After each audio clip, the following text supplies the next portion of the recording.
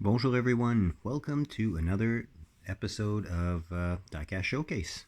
So basically today we're going to be doing another quick showcase, and it's going to be a second iteration of basically showcase to commemorate, in my opinion, what was a great movie for automotive enthusiasts, in cinema history. So the movie we're going to be checking out today, following the episode on Vanishing Point, is going to be Christine. So Christine is a movie that is based on a novel by Stephen King that was written during the Malaise era, or published during the Malaise era. So basically, this specific set, I believe I have already shown in a previous showcase. So we're talking about the Greenlight Hollywood set that depicts Christine being all burnt up after her quick stint with the school bullies and his friends.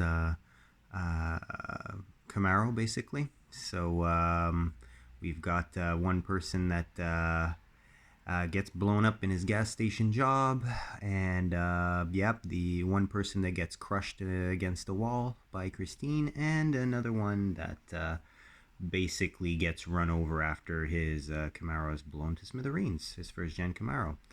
I believe the name of the main bully is called Buddy. If I remember correctly, haven't watched the movie in a minute, let's just say. But yeah, I do also have the book, which is actually quite good. And obviously, since it's on paper and written, and you can use your imagination to make the visuals, let's just say that that the author was able to get away with a lot more things that could be shown on screen, be it in regards to limitations for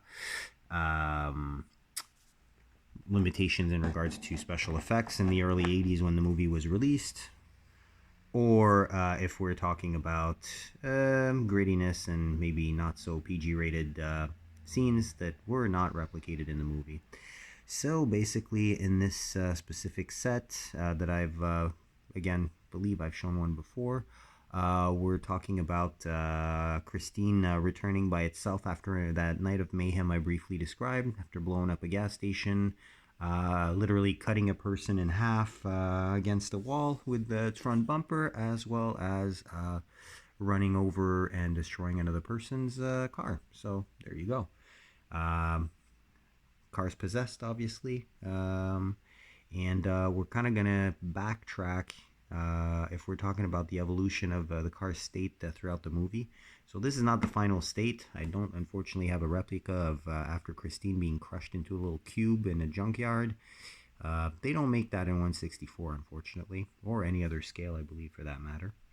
However, after this burnt out version, accompanied with a nice Ram 2500 Cummins and a nice flatbed trailer, which you can see here, as well as ramps that come with it, and the little stand for the trailer when it's not pinned onto the hitch of the pickup.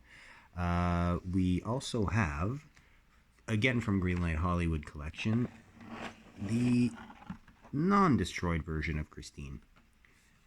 So this is what they call the evil version of Christine. The evil version motto actually is based on the fact that this one has blacked out windows.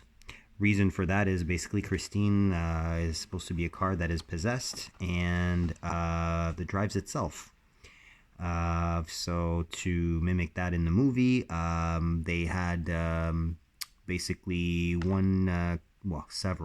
several stunt cars that had blacked out windows, like 100% tint pretty much, to camouflage the fact that there was actually a stunt driver in the car driving the car around. Now this 58 Fury is very, very well done. Obviously it's the same casting as the one shown in the set previously, but this one not being burnt out does a little bit more justice on what the car actually would look like. In the early 80s, late 70s when this movie's supposed to occur. This is actually a car that was considered extremely ugly. Cars from the 50s were just not popular with the youth of the time. The newly acquired driver's license crowd, high school kids and whatnot. This is not what they were into. They were all about the 60s and 70s muscle cars and, making a ton of noise and, yeah, the regular shenanigans.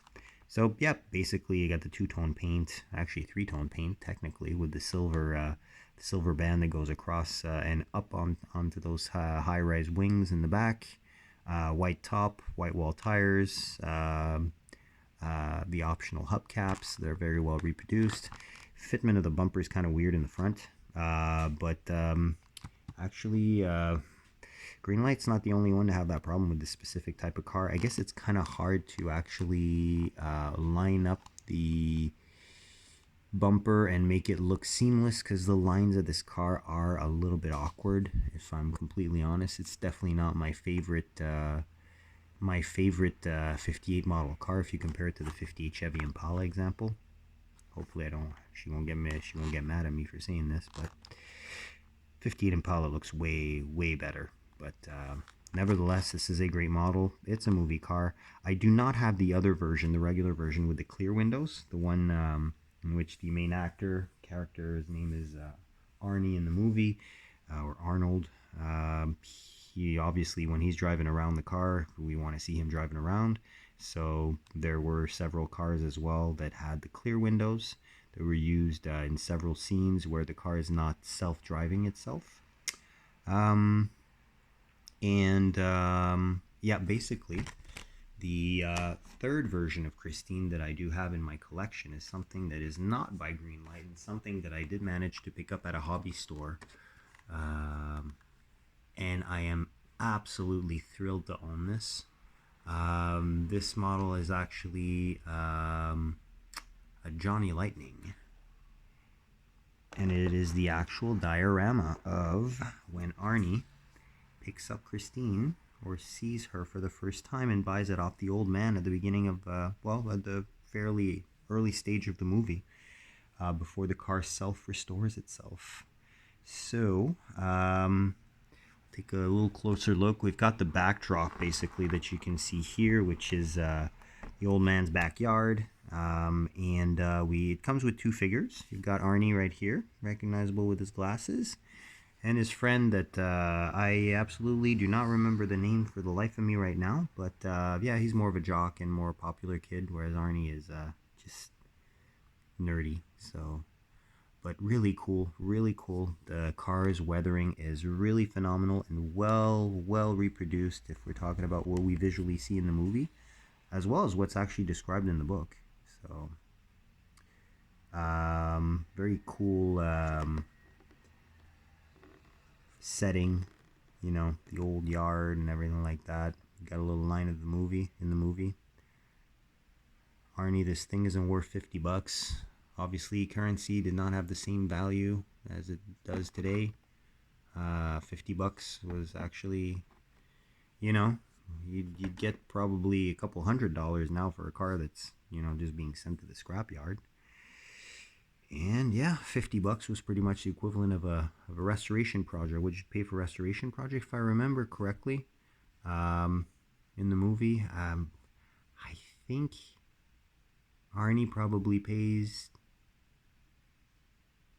$150 or $250 or something like that. I know it's a little bit less in the book, basically, but the book was written probably almost a decade before the movie actually came out. So, but yeah, this is really a nice one. I believe the hood opens on this casting. Otherwise, I don't think there would be an elastic there holding it in place, as you can see. Yeah, so that's really cool because the Greenlight casting, the hood does not open. No, definitely doesn't open, as we can see briefly right here. Yeah, no, there's panel gaps, but there's no actual shut lines or opening or anything like that, especially if you look at it from the front. So, Yeah, and I believe that the Greenlight casting may be a little bit larger than 1/64 scale. Although it's possible that the Johnny Lightning casting may be a little bit smaller than 1/64 scale, as a lot of the older JL castings are. Um, but nevertheless, I mean, it's a pretty cool little evolution of Christine throughout the movie. As mentioned, fan of the book, fan of the author, and fan of the car itself as a movie character. So let's try and fit all the evolutions in here. Yeah, so you get an idea. So yeah, there's my little Christine tribute right there. So hopefully you enjoyed. Definitely, these are pieces I'm holding on to indefinitely in the collection. That's for sure. And yeah, if you enjoyed, like, subscribe, share, comment. Give me your feedback. Let me know if you like Christine. Have you seen it? If you haven't seen it, I strongly suggest it. It's pretty easy to find a whole bunch of places online if you'd like to watch it, and it's a pretty easy watch. So yeah, on that I'll let you go, and I will wish you a great day, afternoon, morning, evening, night, wherever you are, and I will catch you on the next one. Take care. Bye bye.